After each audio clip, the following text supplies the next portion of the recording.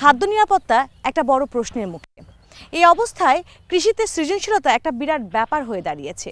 সেটি কেমন তাই জানবো ইকো বাংলাদেশের আজকের পর্বে। শুভেচ্ছা, সাইমা ওয়াহাব আছি আপনাদের সঙ্গে। আমাদের আজকের বিষয় খাদ্য নিরাপত্তায় কৃষি।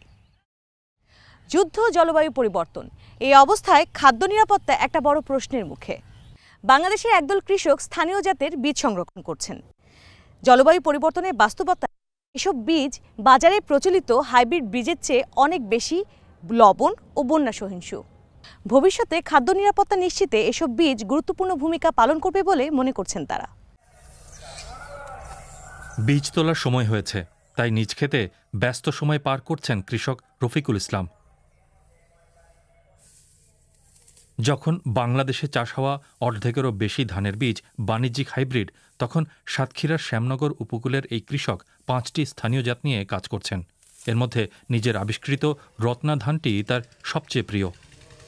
হাইব্রিডের চেয়ে এই বীজটা অনেক ফলন বেশি। এটা দুইটা দিলে 18-19টা কুশি আসে এক একটা গোছায় দিলে আমরা এইটা অনেক ফলন পাই। একটা শীষে এখানে ধান আছে 270-80 টাকা পর্যন্ত ধান আছে। আর ধানের কালার হচ্ছে লালচে।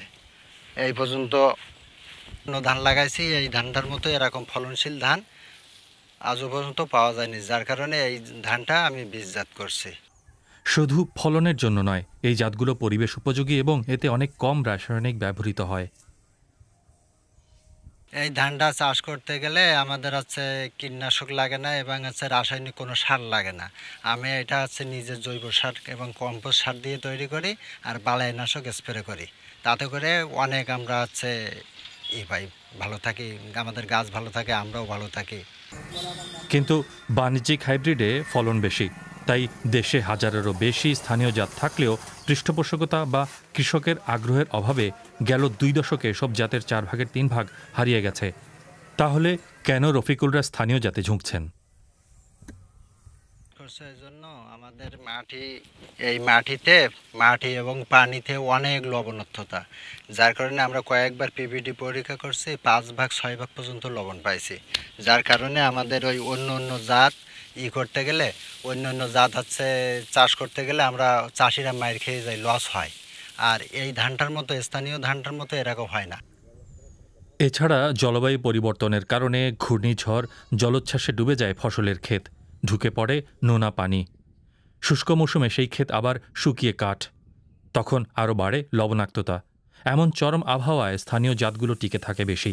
তাই রফিকুল ছাড়াও আরও অনেক চাষি এখানে স্থানীয় জাতের ধান চাষ করেন। তাদের সহযোগিতা করে Bangladesh resource centre for indigenous knowledge বা বার্ষিক নামের একটি এনজিও। ধান এই জায়গাটা খারাপ হয়ে গেছে ভাই। এটা লবণাক্ততার কারণে। আবুল কালাম আজাদ এই এনজিওর একজন কর্মকর্তা। আপনার ক্ষেতে তো একটুও পানি নাই, ধান চাষের জন্য সেচের কোনো বিকল্প নাই। সেটা অবশ্যই হইতে হবে সুপেয় পানির সেচ। পানিও তো লবণ, মাটিটাও লবণ। যে কোনো অঞ্চলে খাদ্য নিরাপত্তার জন্য স্থানীয় জাতের বীজের গুরুত্ব বেশি, কেননা স্থানীয় জাতের বীজগুলো রোগ প্রতিরোধের ক্ষমতা বেশি। এই প্রতিকূল পরিবেশের লবণাক্ততার ভিতরে এরা টিকে থাকতে পারে, বন্যা সহ্য করতে পারে, খরা সহ্য করতে পারে। তারপর জৈব সারের মাধ্যমে ফসল উৎপাদন করা যায়। আবার কৃষক তার চাহিদা অনুসারে পছন্দ হারে বীজ রাখতে পারে, বীজ বর্ধন করতে পারে। এই জন্য খাদ্য নিরাপত্তার বিষয়ে গুরুত্ব বেশি। বিভিন্ন গবেষণাও বলছে জমির পুষ্টিগুণ এবং ইকোসিস্টেম ভালো রাখতে স্থানীয় বীজের বিকল্প নেই। অথচ খাদ্যের চাহিদা বিবেচনায় উচ্চ ফলনশীল হাইব্রিডে ঝুঁকতে গিয়ে একরকমের মনোকালচারের পরিস্থিতি তৈরি হয়েছে। জলবায়ু পরিবর্তনকে মাথায় রেখে স্থানীয় জাতের ওপর ভিত্তি করে তাই নতুন নতুন জাত আবিষ্কারের গুরুত্ব দেখছেন বাংলাদেশ পরমাণু কৃষি গবেষণা ইনস্টিটিউটের বৈজ্ঞানিক কর্মকর্তা মাজহারুল ইসলাম। তিনি তার দল নিয়ে একটি জমির মাটির লবণাক্ততা পরীক্ষা করছিলেন। লোকাল জাতের আমাদের কোনো বিকল্প নাই। 2050 সালে আমাদের খাদ্য দ্বিগুণ করতে হবে। এই টার্গেট ফুলফিল করতে হলে লোকাল জাতের যে ভালো বৈশিষ্ট্যগুলো, এইটা সংক্রমণের মাধ্যমে অথবা মিউটেশন ব্রিডিংয়ের মাধ্যমে আমাদের নতুন জাত আবিষ্কার করে আমাদের খাদ্য উৎপাদন 2050 সালের ভিতরে ডাবল করা সম্ভব। তবে কৃষক রফিকুল ইসলামের কাছে তার ক্ষেতের স্থানীয় জাতের বীজই সবচেয়ে ভালো।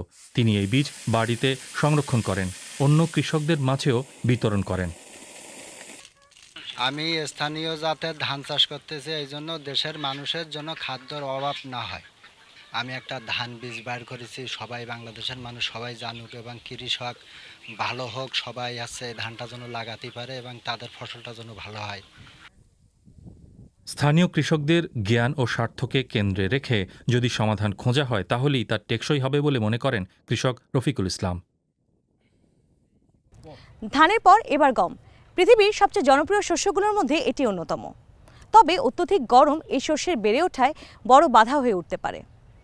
এই অবস্থায় জার্মানির একটি বিশ্ববিদ্যালয় দেখাচ্ছে ভবিষ্যতে খাদ্যশস্যের অবস্থা কেমন হতে পারে।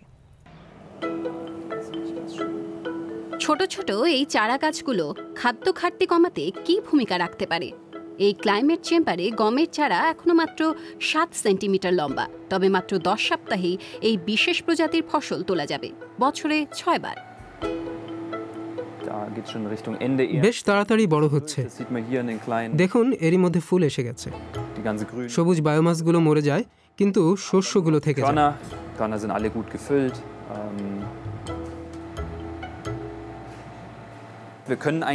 বড় হবার জন্য এগুলোকে আমরা লম্বা সময় ধরে সূর্যের আলো দিতে পারি। ঠান্ডা বা গরম হিসেব করে আমাদের সময় বেঁধে দিতে হয় না। আমরা একটা নির্দিষ্ট তাপমাত্রায় চাষ করতে পারি, যেমন ধরুন 23 ডিগ্রি সেলসিয়াস, এবং সূর্যের আলো 18 থেকে 22 ঘন্টা পর্যন্ত থাকে। এতে আমরা উচ্চ ফলন পাই।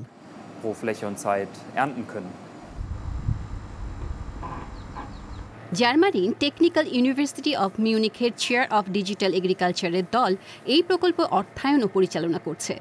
তারা আলো, তাপমাত্রা, পুষ্টি ও সবচেয়ে গুরুত্বপূর্ণ উপাদান পানির ব্যবহার নিয়ন্ত্রণ ও পরীক্ষা করছে।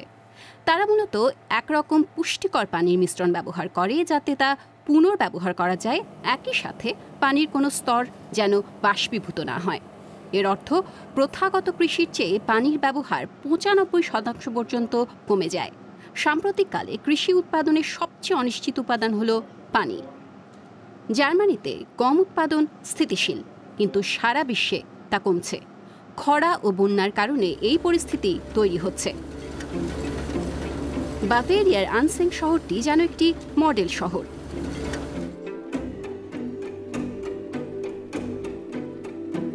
কিন্তু ভারী বৃষ্টিপাতের কারণে এই গ্রীষ্মে বেশ বেগ পোহাতে হয়েছে বার্নার্ড হাইমমেয়ারারকে।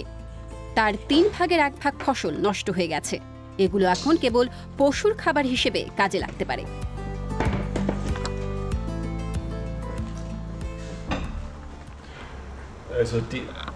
এই 2 ব্যাচ একই রকমের, কিন্তু এটি রুটি তৈরির জন্য ব্যবহার করা যাবে না।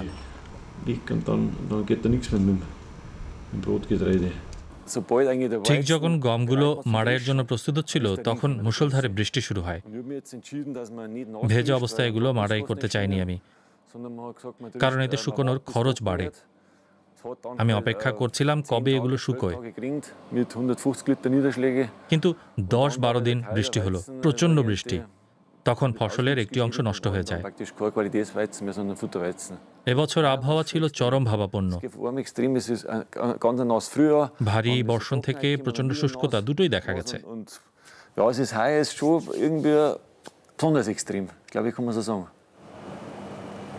শুধু খরা বা বন্যায় ক্ষতিগ্রস্ত অঞ্চলই নয়, ঘরের ভেতর গম চাষ পরিবেশের উপর কৃষির নেতিবাচক প্রভাব কমাতে সাহায্য করতে পারে। এর অনেক সুবিধা আছে। পানি খুব কম লাগে, পরিবেশ ও জীববৈচিত্র্যের উপর নেতিবাচক প্রভাব নেই, ফসল সুরক্ষায় আলাদা ব্যবস্থা নিতে হয় না, পুষ্টিগুণ নিয়ন্ত্রণ করা যায়। তবে অনেক জ্বালানি খরচ হয়, কারিগরি দিকও যথেষ্ট, ফলে কার্বন নির্গমন হয়। তাই এটাকে এখনই বিশ্বের সামনে পূর্ণাঙ্গ সমাধান হিসেবে তুলে ধরার সময় হয়নি। তবে খাদ্য উৎপাদন প্রক্রিয়ায় একটা পদ্ধতি বলা যেতে পারে। সিঙ্গাপুর, মিশর ও সংযুক্ত আরব আমিরাতের মতো দেশগুলো এরই মধ্যে আগ্রহ দেখিয়েছে। যেখানে জায়গা ও পানির অভাব রয়েছে, সেখানে ঘরের ভেতরে গম চাষ একটি প্রতিশ্রুতিশীল বিকল্প হতে পারে। কল্পনা করুন আপনার ক্ষেতে রোবট কাজ করছে। আপনার ফসল তুলে দিচ্ছে, চারা রোপণ করছে। এটি কোনো অলীক কল্পনা নয়, সত্যি এমনটি ঘটছে। আজ আমরা এমন এক রোবটের কথা বলবো যা কিনা অতি দক্ষতা এবং দ্রুততার সঙ্গে চারা রোপণ করতে পারে। রোবট যখন ফসল তোলে তখন এমন দেখায়, মানুষের চেয়ে অনেক দ্রুত কাজ করে তারা। এশিয়া, ইউরোপ, কানাডা ও যুক্তরাষ্ট্র এমন সব মেশিন তৈরি করছে যা কৃষকদের সাহায্য করতে পারে।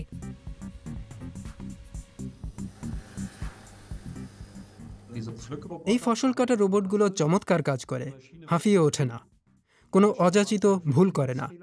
তাদের ফিটনেস এক এক দিন এক এক রকমও হয় না। ফ্লোরিডায় স্ট্রবেরি তুলতে রোবট ব্যবহার করা হয়। এই প্রোটোটাইপটি এখনও পরীক্ষণ পর্যায়ে। মেক্সিকোতে এখনও শ্রমিকরা স্ট্রবেরির ফসল তোলেন।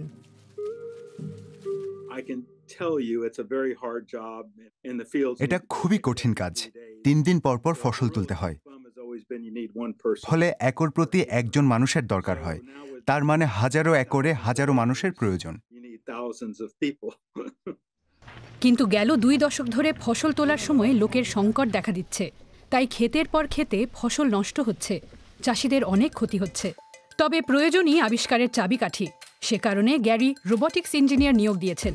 তারা একসঙ্গে একটি ফসল তোলার মেশিন নকশা করেছেন।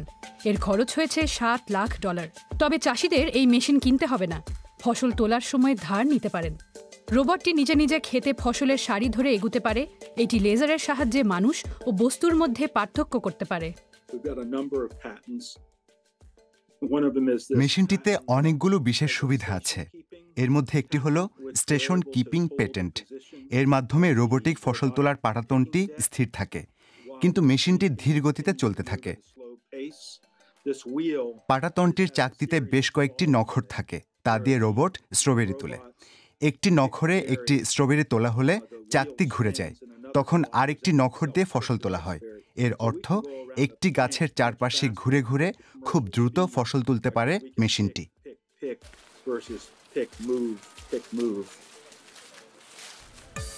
রোবট প্রযুক্তি ইউরোপেও নিখুঁত হচ্ছে। এক ডাচ কোম্পানি একটি মেশিন আবিষ্কার করেছে যা অ্যাসপ্যারাগাস দ্রুত তুলতে পারে। চাষের কাজটি সহজ করতে এই স্বয়ংক্রিয় ট্র্যাক্টরটি ডিজাইন করা হয়েছে। এটি দিন রাত সম্পূর্ণ স্বাধীনভাবে কাজ করতে পারে। এর জন্য 1 ট্যাঙ্ক জ্বালানি তেলই যথেষ্ট। কৃষি যন্ত্রগুলোর বিকাশ স্বয়ংক্রিয় গাড়ি শিল্পের চেয়েও অনেক এগিয়ে। এর কারণ রাস্তার ট্রাফিক নিয়মের বাধ্যবাধকতা। যেমন ধরুন, আমরা 2003 সাল থেকেই কৃষিতে স্বয়ংক্রিয় গাড়ি চালাচ্ছি, অথচ রাস্তায় তা পারবেন না। এসব গাড়ি সেখানে ব্যবহারের অনুমতি নেই, অথচ খেতে চালান, কোনো বাধা নেই। এগুলো যথেষ্ট নির্ভুলভাবে কাজ করে। স্বয়ংক্রিয় যন্ত্রগুলো কোনো মানুষ বা প্রাণীর ক্ষতি যেন না করতে পারে, সেজন্য এগুলোতে GPS, infrared camera system, heat sensor ও দূরত্ব পরিমাপের সেন্সর থাকে, যা পরিবেশ সম্পর্কে একে ধারণা দেয়। সৌর বিদ্যুৎ চালিত এই ছোট রোবটটি ধীরে ধীরে পুরো মাঠে চড়ে, আগাছা পরিষ্কার করে। একই কাজ করতে কমপক্ষে 20 জন লোকের প্রয়োজন। জৈব চাষিদের কীটনাশক ব্যবহার কমাতে এটি ব্যবহার করে। সার, তরল ছিটানো এবং রোপণের জন্য একে আরও উন্নত করে তৈরি করা যেতে পারে। হয়তো এমন দিন আসবে যখন রোবট ছাড়া ফসল তোলা কল্পনাই করা যাবে না। কি মনে হচ্ছে একদিন বাংলাদেশেও দেখা যাবে এমন রোবট? কিংবা ঘরের ভেতর চাষ হবে ধান আর গম? এই সব কিছুই ভবিষ্যতে পৃথিবীর খাদ্য নিরাপত্তায় বিশেষ ভূমিকা পালন করবে। আর সেই গবেষণায় বাংলাদেশও যে পিছিয়ে নেই তাই প্রমাণ করছেন আমাদের দেশের কৃষক এবং গবেষকরা। আগামী পর্বে আবারও দেখা হবে। সবাই ভালো থাকবেন।